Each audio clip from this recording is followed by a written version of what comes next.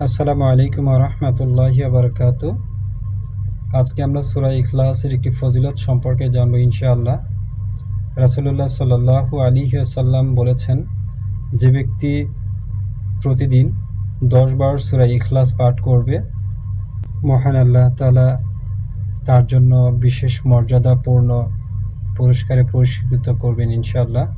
আসুন জেনে নিই সূরা ইখলাস সম্পর্কে। ইখলাস শব্দের অর্থ গভীর অনুরাগ, একনিষ্ঠতা। পবিত্র কোরআনের 112তম সূরা এটি, যা মক্কায় অবতীর্ণ হয়েছে।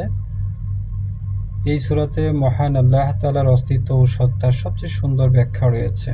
আল্লাহ তাআলার ভালোবাসা ও নিয়ামত পেতে নিয়মিত সূরা ইখলাস আমল করা জরুরি। এতে যেমন ঈমান হবে পরিপূর্ণ, তেমনি পরকালের পুরস্কার হবে সুনিশ্চিত। রাসূলুল্লাহ সাল্লাল্লাহু আলাইহি ওয়াসাল্লাম বলেছেন, যে ব্যক্তি একবার সূরা ইখলাস পাঠ করল, সে পবিত্র কুরআনুল কারীমের 1/3 পাঠ করার সওয়াব লাভ করল। সুবহানাল্লাহ।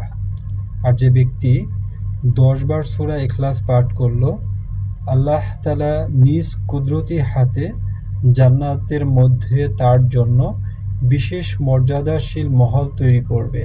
সুবহানাল্লাহ। আর যে ব্যক্তি প্রত্যেক ফরজ নামাজের পর 10 বার সূরা ইখলাস পাঠ করবে, জান্নাতে যে কোনো দরজা দিয়ে সে প্রবেশ করতে পারবে।